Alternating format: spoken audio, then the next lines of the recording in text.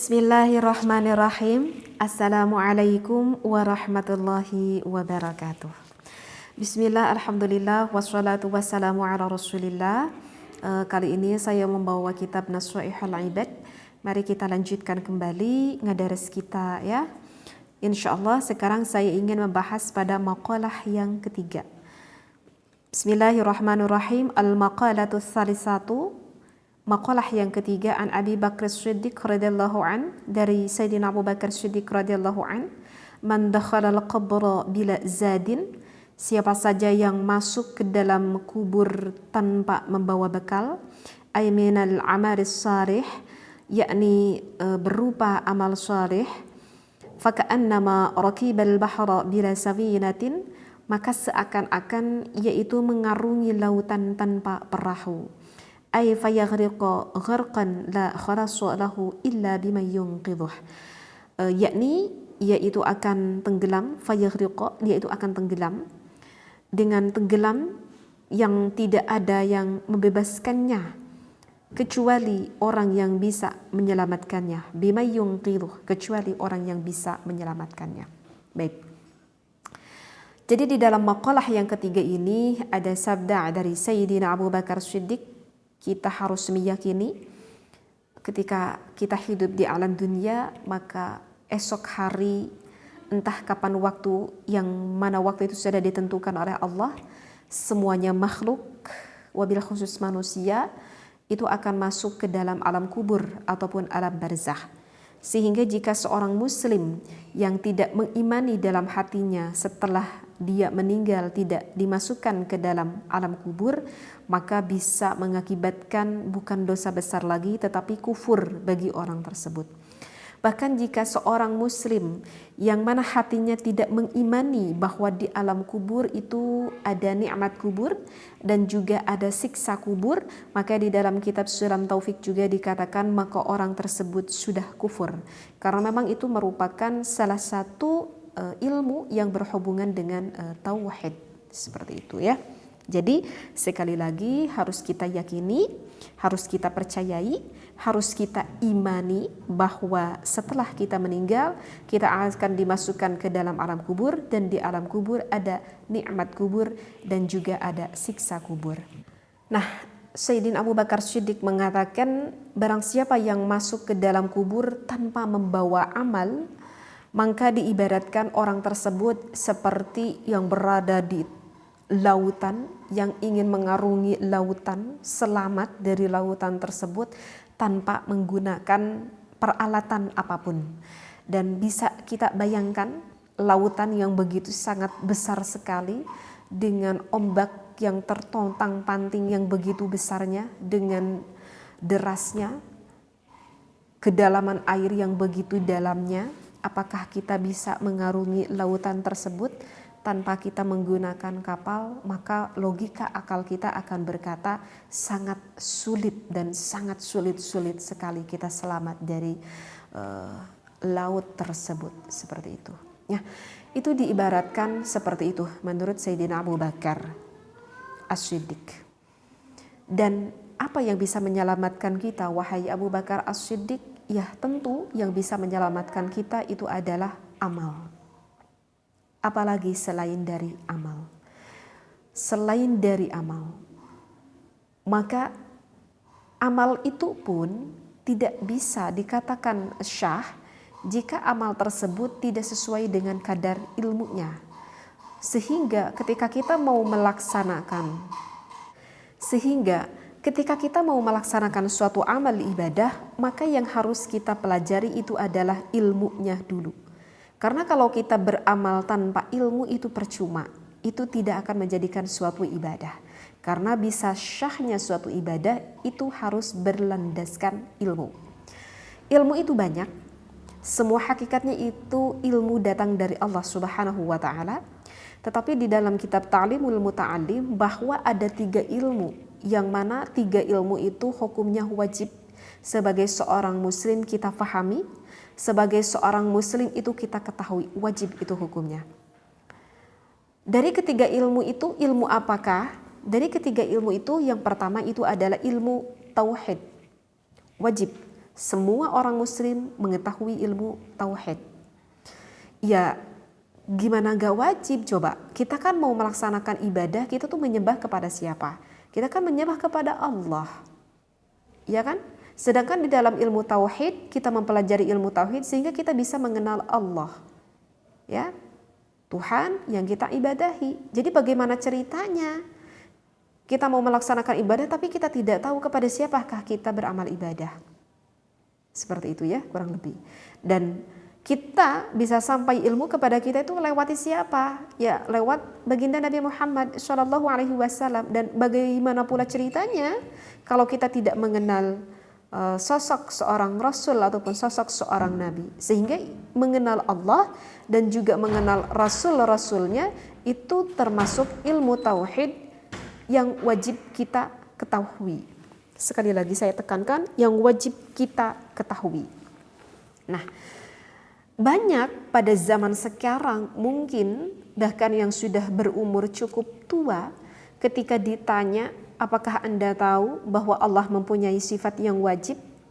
Apakah Anda tahu bahwa Allah mempunyai sifat yang mustahil? Apakah tahu bahwa Allah mempunyai sifat yang wenang? Dan begitu juga para rasulnya. Dan coba ceritakan apakah sifat yang wajib, mustahil dan wenang bagi Allah. Maka sekarang tak sedikit kaum muslimin yang sudah berumur, udah agak sepuh tetapi tidak mengetahuinya. Nah, selama sekarang kita masih ada umur, ada kesempatan kita untuk mengetahui hal itu karena itu merupakan sesuatu hal yang diwajibkan bagi Allah. Yang pertama Allah ini yang wajib diketahui. Memang sifat Allah itu banyak sekali dan tidak terhitung, tetapi yang wajib kita ketahui itu ada 20 sifat yang wajib dan mustahil. Dan sedangkan di dalam keimanan itu kan tingkat-tingkat martabat keimanan. Setidaknya kita bisa memegang keimanan di dalam tingkatan yang keempat, itu pun sudah cukup luar biasa. Jangan sampai kita memegang tingkatan keimanan yang terakhir gitu. Yang mana tingkatan keimanan yang keempat itu adalah ketika kita meyakini hal itu sesuai dengan ilmu. Jangan sampai kata orang lain. Misalkan gini nih contohnya. Misalkan contohnya seperti ini. Kamu meyakini bahwa Allah itu ada, maka orang itu menjawab, aku yakin Allah itu ada. Sehingga ditanya kembali, kamu tahu Allah ada itu dari siapa? Gitu ya. Kamu yakin Allah itu ada? Ya kata ibu aku misalkan. Ya kata ayah aku. Kata ayah aku sih bahwa Allah itu ada. Benar gak? Yakin gak Allah itu ada? Gak tahu juga ya. Tapi kata bapakku Allah itu ada. Jangan sampai keimanan kita itu seperti ini. Jadi untuk keimanan yang keempat itu adalah keimanan yakin di dalam hati kita itu sesuai dengan dasar ilmu yang telah kita cari. Misalkan contoh seperti ini. Yakin gak bahwa Allah itu ada? Maka kita dengan lantang menjawab yakin Allah itu ada. Kenapa kamu bisa meyakini bahwa Allah itu ada? Nah, maka di dalam ilmu tauhid minimal kita yang harus kita ketahui, maksud saya itu adalah dalil akli dan juga dalil naklinya.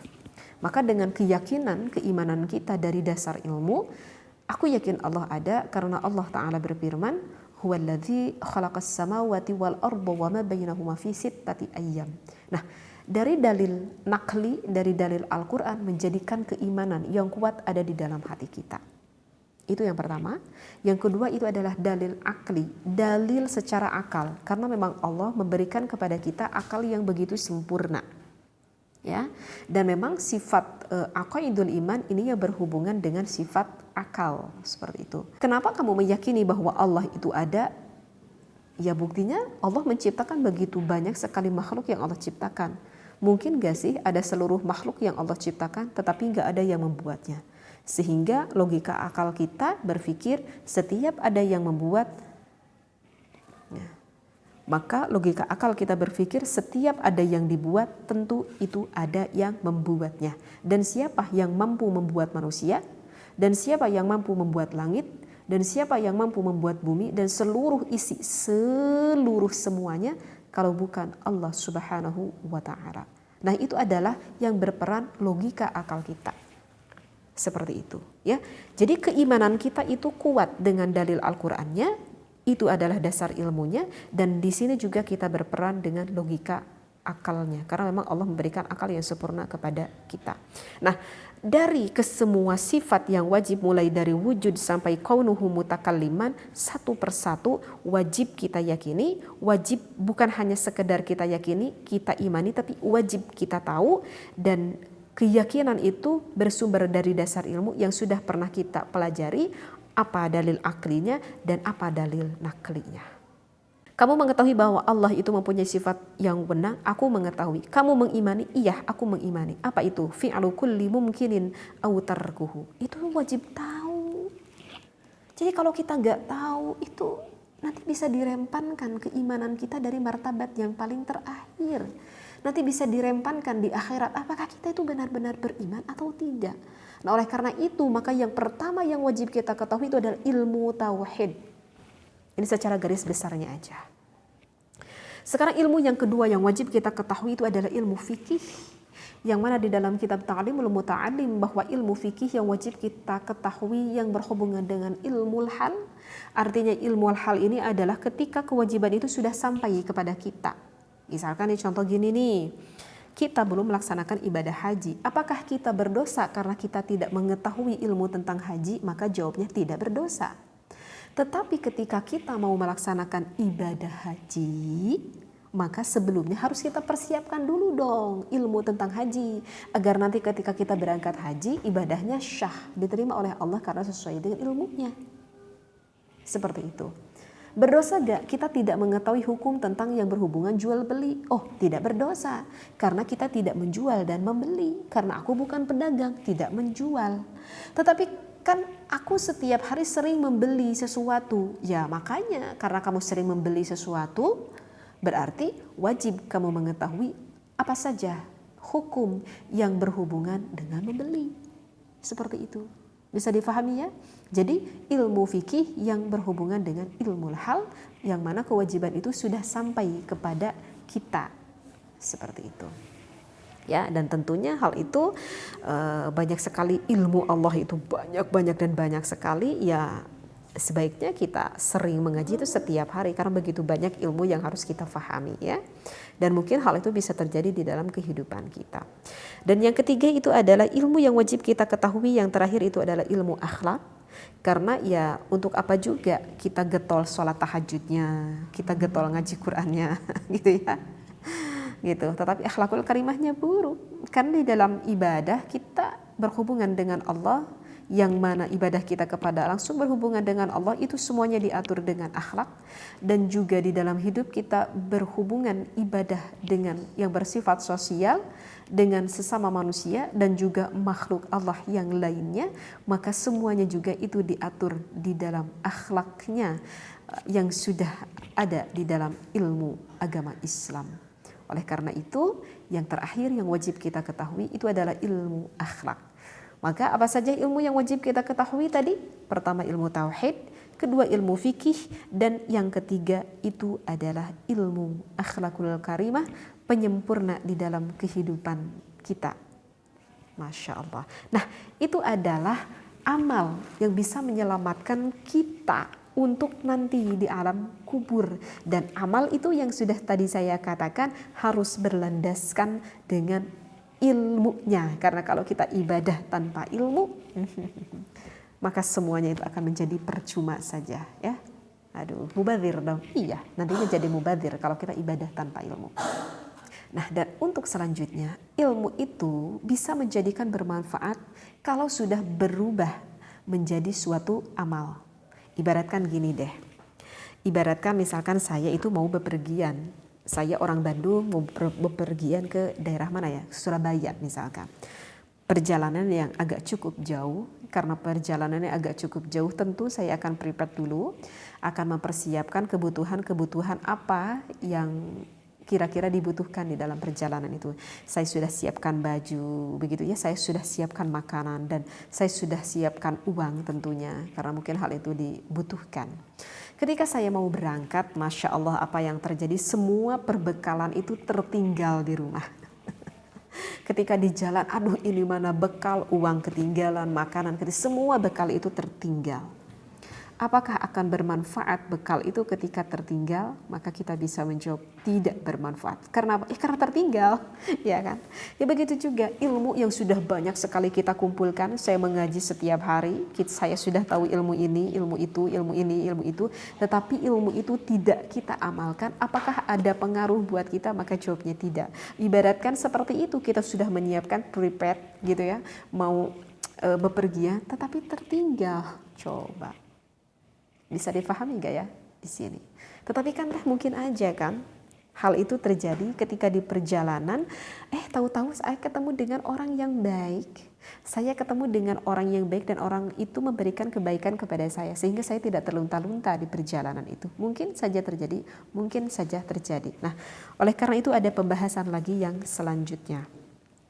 Kama qala sallallahu alaihi wasallam, sebagaimana Nabi Muhammad sallallahu alaihi wasallam bersabda, mal mayyitu fi qabrihi illa kal gharikil mughawith. Keadaan mayit di dalam kubur itu tak ubahnya seperti orang yang tenggelam yang membutuhkan pertolongan. Kayak yang tadi di perjalanan membutuhkan kan pertolongan. Ay talibi li ayyughatha, yakni yang mencari sesuatu agar dapat ditolong. Begitulah. Di alam kubur kita sudah tidak bisa beramal lagi. Itu di alam kubur bukan tempat kita melakukan ibadah. Tetapi udah jelas barusan di dalam alam kubur kita membutuhkan pertolongan. Berarti kalau membutuhkan pertolongan ya kita membutuhkan seseorang yang dapat menolong kita. Gitu ya. Dan bisa saja yang menolong kita itu apa tadi? Yaitu amal yang bermanfaat yang kita laksanakan menjadikan suatu amal ibadah. Aduh gimana nih? Aku udah banyak dapat ilmu tetapi amalnya tertinggal. Misalkan, ya syukur-syukur bertemu dengan orang yang baik dan itu kebaikan itu akan kembali lagi karena hasil dari diri kita. Kebaikan itu akan kembali karena hasil dari diri kita. Sekali lagi karena hasil dari diri kita sehingga Allah memberikan kebaikan kepada kita yang tanpa kita duga. Dan mungkin sering kita mendengar meskipun kita sudah meninggal di alam kubur tetapi masih ada beberapa amal yang mana amal itu tetap akan mengalir kepada kita meskipun kita sudah ada di alam kubur. Dan mungkin kita sudah sering mendengar ya, ada 3 amal yang tetap terus mengalir kepada kita. Yang pertama itu adalah doanya anak yang solih. Yang keduanya itu adalah sedekah ya, yang menjadikan jariyah. Yang ketiganya itu adalah ilmunya yang bermanfaat sehingga dimanfaatkan oleh orang lain. Maka itu akan sampai kepada kita. Yang pertama itu adalah doa anak yang saleh. Bukan hanya sekedar doa saja. Bukan hanya sekedar doa saja dari anak yang saleh yang sampai kepada kita selaku ibu bapaknya. Termasuk yang lainnya. Maksudnya gimana teh? Jadi gini. Anak yang terlahir tidak mengetahui hal apapun itu, ya, sehingga anak kita itu kita ajarkan berwudu yang benar seperti ini loh nak. Anak yang tidak mengetahui bagaimana bersuci yang benar, menggunakan air mana yang syah untuk bersucinya ini loh nak, air yang syah untuk bersuci. Kemudian anak ini yang tadinya tidak tahu sholat sehingga anak ini tahu sholat yang baik yang benar sesuai dengan ilmunya. Anak ini yang tadinya tidak bisa membaca Al-Quran kali ini bisa membaca Al-Quran dengan fasihat. Dikarenakan siapa? Dikarenakan ibu dan bapaknya. Masya Allah. Ibu yang sungguh luar biasa sekali. Yang benar-benar menyayangi anaknya adalah ibu yang seperti itu. Ketika ibu dan bapaknya meninggal, anaknya berwudu, pahala wudu anak tersebut akan sampai kepada siapa? Kepada ibu bapaknya. Karena anak itu mengetahui wudu dari ibu dan bapaknya. Setelah berwudu anak itu melaksanakan sholat, pahala sholatnya akan sampai kepada ibu bapaknya. Kenapa? Karena yang mengajarkan sholat yang baik dan benar itu adalah oleh ibu bapaknya. Setelah sholat, anak tersebut membaca Al-Quran. Dan ketika anak tersebut membaca Al-Quran sampai 20 ayat, sampai 30 ayat, akan sampai seluruh pahalanya kepada ibu bapaknya pula. Kenapa? Karena yang mengajarkan membaca Al-Quran itu adalah ibu bapaknya. Setelah sholat, anak tersebut keluar dari rumah karena mempunyai rezeki yang lebih, bersedekah kepada orang lain. Dan sedekahnya itu bisa sampai kepada ibu bapaknya. Kenapa? Karena yang mengajarkan mempunyai hati nurani itu adalah ibu dan bapaknya.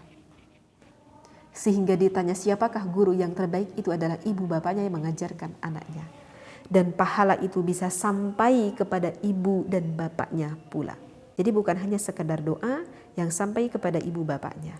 Segala ilmu yang diajarkan oleh orang tua kepada anaknya, sehingga anaknya mengamalkan dari ilmu yang disampaikan oleh kedua orang tuanya, sampai itu pahalanya kepada ibu bapaknya. Jadi wahai di luar sana, sebagai ibu bapak kali ini, ajarkanlah anak Anda meskipun hanya satu huruf saja, agar nanti ketika Anda di alam kubur ada penantian dari anak Anda sampai kepada Anda. Masya Allah. Itu ya doanya dari anak yang soleh. Kedua, itu adalah amal yang menjadikan jariyah pada kita, bagi diri kita. Misalkan nih saya kasih contoh, kita bersedekah. Pada saat ini tetangga kita ada pesantren yang sedang membangun madrasah, ada yang sedang membangun pondok. Aku punya uang 500.000, aku belikan semen menjadi 5 sak misalkan, dan aku tempelkan 5 sak semen tersebut kepada pondok yang pada saat ini sedang dibangun. Ketika pondok itu dipakai oleh seorang santri, dipakai 2 santri, 3 santri, 5 santri, 100 santri, di sana ada semen yang nempel di dalam bangunan tersebut. Ketika anak tersebut, jangankan ketika ngaji, ketika tidur pun anak tersebut akan datang pahalanya kepada orang yang memberi 5 sak semen tersebut. Jangankan ketika anak lagi ngaji, ketika anak santri tersebut lagi tidur pun, karena tidurnya anak santri itu membawa keberkahan. Tidurnya pun membawa keberkahan saat tersebut. Tidurnya pun akan sampai pahalanya kepada orang yang memberikan 5 semen sak tersebut. Masya Allah. Kalau misalkan aku memberikan sedekah kepada pondok, tapi sekarang ini tetanggaku sedang tidak membangun pondok untuk santri. Tetapi sekarang ini tetanggaku itu ada sebuah pesantren tapi sedang membangun untuk rumah kiainya, untuk rumah ajengannya. Kalau begitu ya kenapa kamu tidak bersedekah dengan 5 semen tersebut? Enggak, itu kan bukan untuk pondok santri, itu kan untuk kiainya. Memangnya kenapa kalau Anda memberikan untuk kiainya? Ini ya kebanyakan orang yang berpikir yang tidak tuntas ini. Ya, banyak orang yang ingin bersedekah dibangun untuk pondok, tetapi ketika sang kiai membangun rumahnya, itu kebanyakan orang tidak ingin membantu Pak Kiai tersebut karena berpikir itu kan untuk rumah, bukan untuk pondok. Wahai di luar sana, apakah seorang santri bisa mendapatkan ilmu kalau bukan dari ajengannya, kalau bukan dari gurunya? Dan ilmu yang dimiliki oleh guru, oleh ajengan tersebut itu lebih banyak daripada santrinya. Ya, betul tidak? Sama, membangun rumah untuk ajengannya pun sama, kayak membangun pondok. Ya kan? Ajengannya pun sama, membutuhkan tidur. Ajengannya pun sama, membutuhkan ngaji, membutuhkan amal-amal ibadah yang lain yang dilakukan di dalam rumah ajengan tersebut. Dan bukankah itu amal ibadah yang banyak yang dilakukan oleh ajengan tersebut? Sehingga ketika ajengan tersebut sedang membangun, kita memberikan 5 sak, 10 sak, 15 sak. Ketika oleh ajengan tersebut dinaungi, tidak kehujanan, tidak kepanasan, tidur ajengannya pun tersebut bisa sampai pahalanya kepada kita karena kita memberikan 15 semen sak. Ajengan ini ketika tahajud, ajengan ini ketika membuka kitab untuk mutala'ah, maka akan sampai amalnya juga kepada kita yang memberikan 15 semen sak tersebut. Masya Allah, itu adalah salah satu amal sedekah jariyah kita. Ya. Dan yang ketiga yang bisa amal sampai kepada kita meskipun kita sudah ada di alam kubur, itu adalah ilmu yang bermanfaat. Ya contohnya seperti tadi. Ya, contohnya seperti tadi, seperti seorang ibu bapak yang mengajarkan anaknya ilmu agama sehingga sampai kan. Meskipun ibu bapaknya sudah meninggal tetap sampai karena anaknya melakukan amal yang salih. Apalagi kita sebagai ibu bapak bukan hanya mengajarkan anak kita, tetapi aku tuh mengajarkan kebetulan ada anak tetangga yang ikut ngaji sama kita. Ya muruki aja anak tetangga kita itu, lumayan. Ada anak tetangga 2 orang, ada anak tetangga 5 orang, ada anak tetangga 10 orang, dan mampunya kita mengajarkan wudhu, ajarkanlah wudhu. Kita mampu mengajarkan jampe sholat, ya kita ajarkannya jampe sholat yang kita mampu. Maka ketika anak itu sudah bisa sholat dikarenakan ilmu yang kita sampaikan, ada 10 anak tetangga, dan 10 anak tetangga alhamdulillah yang tadinya tidak bisa sholat akhirnya bisa sholat, diberkahi dikarenakan kita mengajarkannya. 10 anak tersebut ketika melakukan sholat pahalanya sampai kepada kita. Semakin banyak orang yang kita ajarkan, maka semakin banyak pahala yang akan kita dapat ketika nanti di alam kubur orang tersebut melakukan amal ibadah dikarenakan keberkahan ilmu yang kita sampaikan, terus mengalir pahalanya bagi kita di alam kubur. Masya Allah. Mudah-mudahan meskipun saya melewati jalur YouTube ini, ada orang-orang yang mendengarkan kemanfaatan dari ilmu yang saya sampaikan. Mudah-mudahan Allah memberikan keikhlasan kepada kita semuanya, Allah memberikan keberkahan kepada kita semuanya, sehingga ketika di alam kubur setidaknya ada pengharapan yang bisa kita nantikan. Wallahu a'lam. Mudah-mudahan yang saya sampaikan ini begitu bermanfaat bagi para pendengar Al-Asran semuanya. Wabillahi taufiq wal hidayah. Wassalamualaikum warahmatullahi wabarakatuh.